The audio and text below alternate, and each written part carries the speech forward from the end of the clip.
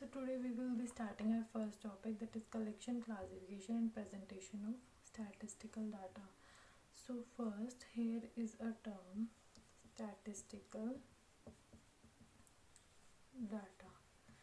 इसका मीनिंग क्या होता है? So we can say it as numerical statement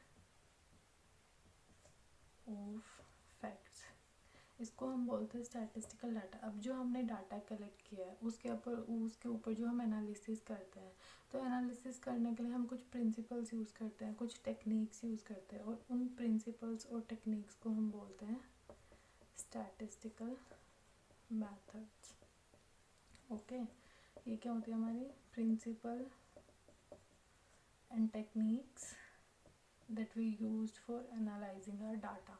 okay, basically हम स्टैटिस्टिक्स जो हमारी टर्म है इसको कैसे डिफाइन करेंगे? इसको भी हम ऐसे डिफाइन करेंगे या तो एस्टिमेट्स या प्रोबेबिलिटीज, और we can define it as a science of collection, presentation, analysis और इंटरप्रिटेशन ऑफ द डाटा.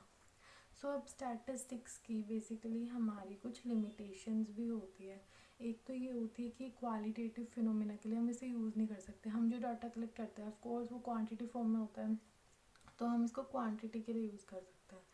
और स्टैट्स कभी भी इंडिविजुअल आइटम्स को स्टडी नहीं करता है, ये हमेशा एग्रीगेट से डील करता है. It always deals with aggregates. मतलब एग्रीगेट्स का यहाँ पर क्या मतलब है? मतलब हाई लेवल डाटा.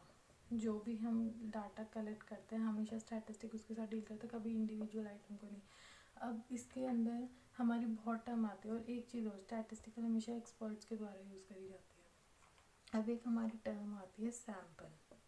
हम जो डाटा कलेक्ट कर रहे हैं तो वो एक सैम्पल ही लेते हैं. सैम्पल क्या होता है? एक पार्ट होता है पॉपुलेशन का, पार्ट ऑफ पॉपुलेशन, और we can say the subset of the population. हम जब भी किसी चीज़ की इंफॉर्मेशन निकालेंगे, हम जो डाटा कलेक्ट करेंगे, तो पूरी पॉपुलेशन को तो सीधी सी बात है नहीं करेंगे. एक सैम्पल लेते हैं, उसके ऊपर हम अपनी रिसर्च करते हैं. उसका जो सैम्पल लिया उसका हम साइज़ भी लेंगे, तो उसको हम बोलते हैं sample size, that is number of units in a sample. उसको हम बोलते हैं सैम्पल साइज. अब हमारी एक टर्म आती है पैरामीटर. वो क्या होती है? जो हम पॉपुलेशन ले रहे हैं उसके जो कैरेक्टरिस्टिक है उसको डिस्क्राइब करता है हमारा पैरामीटर. ओके, तो इसके बाद हम स्टडी करेंगे कि वेरिएबल्स क्या होते हैं. हम जो जो डाटा के अंदर चीज़ें यूज़ करते हैं वो क्या होते हैं, तो वो यहाँ पर एक लिखते हैं.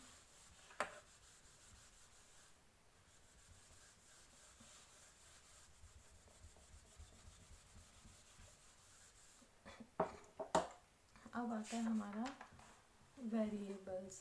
वेरिएबल्स क्या होते हैं हमारे? तो वेरिएबल्स दो फॉर्म में डिवाइड कर सकते हैं. एक होता है हमारा क्वांटिटी टाइप और एक होता है हमारा क्वालिटेटिव टाइप. तो हम क्वांटिटेटिव टाइप जो हमारा वेरिएबल है उसको भी हम दो टाइप में डिवाइड कर सकते हैं. एक होता है हमारा डिस्क्रीट, एक होता है हमारा continuous type of variable. Discrete में क्या आता है? डिस्क्रीट में हमारे आता है काउंटेबल नंबर्स. काउंटेबल नंबर से क्या मतलब है? That we can count. For example 0, 1, 2, 3, मतलब इसमें डायरेक्ट काउंटिंग आती है. कॉन्टिन्यूस में हम ले सकते हैं. कॉन्टिन्यूस हमारा ज़्यादा एक्यूरेट वैल्यू हमें देता है, ज़्यादा एक्यूरेटली ये मेज़र करता है, तो उसको हम लिख सकते हैं measured more accurately. Okay, for example अगर हमें किसी की हाइट जाननी है तो हम उसको ज़रूरी नहीं है कि अगर उसकी हाइट को हम ऐसे भी लिख सकते हैं 62.5 सेंटीमीटर या जिसमें यूनिट में डिफाइन करना है. वेट लिखना है किसी का 34.5 पॉइंट. इसमें मतलब जो ये कॉन्टिन्यूसली ज़्यादा एक्यूरेटली मेजर करता है एग्जैक्ट टाइप. ठीक है, फिर अब हमारे आते हैं कुछ हमारे आते हैं अब स्केल्स. एक मिनट.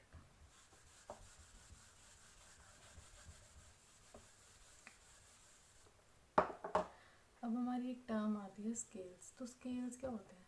स्केल्स हम हर चीज़ में यूज़ करते हैं. जैसे तुमने कभी जब स्कूल टाइम में भी स्कूल में पढ़ा होगा तो तुम कोई ग्राफ बनाते हो, उसके अंदर दो टर्म्स लेते हो जिस पे भी तुम ग्राफ बनाते हो, जो भी करते हो, तो उसके अंदर एक हम स्केल डिफाइन कर देते हैं कि यहाँ से यहाँ तक का ये है. तो स्केल हम बेसिकली यूज़ क्यों करते हैं? give certain structure to variable. Why we use it? To give certain structure to the variable. इसके लिए हम इसको यूज़ करते हैं. अब इसके भी कुछ टाइप होते हैं. तो स्केल होते हैं हमारे 4 टाइप के. पहला होता है हमारा नॉमिनल वेरिएबल. ओके, तो इसमें क्या आता है, नॉमिनल वेरिएबल में हम यूज़ करते हैं 2 और मोर वेरिएबल्स. 2 और मोर कैटेगरीज के लिए हम यूज़ करते हैं. फॉर एग्जांपल हमें कोई टेबल क्रिएट करनी है, उसमें हमें 2 चीज़ें ले ली. जैसे हमने ले लिया जेंडर, ले लिया हमने, और ले लिया ब्लड ग्रुप. तो एक ही टेबल के अंदर हम ये चीज़ें एक्सप्लेन कर देते हैं. फिर हमारा एक आता है ऑर्डिनल वेरिएबल. उसमें क्या होता है, इसमें हमें वैल्यूज़ को एक लॉजिकल ऑर्डर में करते हैं. ठीक है, values in logical order. For example तुम ले सकते हो, कोई टेस्ट लिया तुमने या कुछ भी लिया, तो हम जैसे बोल नहीं देते इट वाज गुड, देन हमारा आता है वेरी गुड, देन हमारा एक्सीलेंट. तो ये एक लॉजिकल ऑर्डर बना देते हैं हम. ठीक है, यहाँ हम ये भी लिख सकते हैं स्मॉल, मीडियम, लार्ज. ठीक है, तो बेसिकली इसको हम ऐसे डिफाइन कर देते हैं. थर्ड हमारा आता है इंटरवल स्केल्स. ठीक है, इंटरवल स्केल्स में क्या होता है, इंटरवल स्केल से हमें ज़्यादा क्वांटिटेटिव इंफॉर्मेशन मिलती है. पर इसकी एक लिमिटेशन है कि ये ज़ीरो पॉइंट से स्टार्ट नहीं होता है.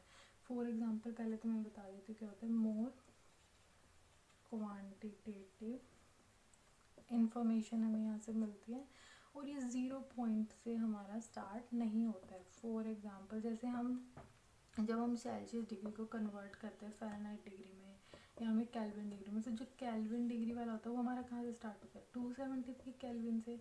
0 पॉइंट से स्टार्ट नहीं होता. तो ये हमारा इंटरवल स्केल्स के अंदर आ जाता है मेज़र करने के लिए जो भी हम कर रहे हैं. फोर्थ हमारा आता है रेशियो स्केल्स. रेशियो स्केल्स में एक ट्रू 0 पॉइंट होता है. फॉर एग्जांपल इसमें हम ले लेते हैं हाइट ऑफ अ पर्सन. ये एग्जांपल इसके अंदर आ जाएगा. ठीक है, तो ये तो थी बेसिक टर्म्स जो मैंने कुछ एक्सप्लेन करी. अब हम अपने टॉपिक पे आते हैं, collection, classification, presentation of statistical data. तो अब हम ये समझेंगे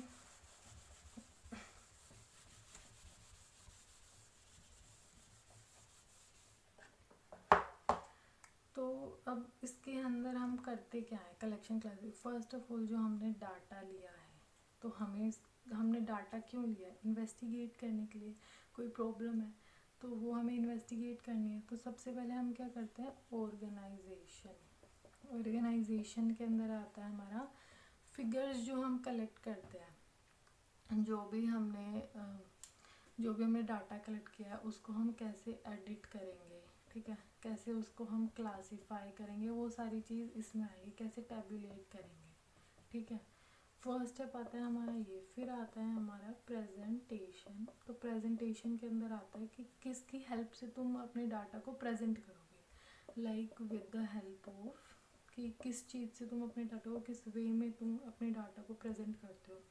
तो हम ग्राफ्स यूज़ करते हैं, हम टेबल्स यूज़ करते हैं, हम डायग्राम्स यूज़ करते हैं, या जो भी चीज़ें तुम यूज़ करते हो वो सारी हमारी प्रेजेंटेशन के अंदर आ जाएंगी. ठीक है, अब प्रेजेंटेशन कर दिया तो अब हम एनालिसिस भी करेंगे उस डाटा का.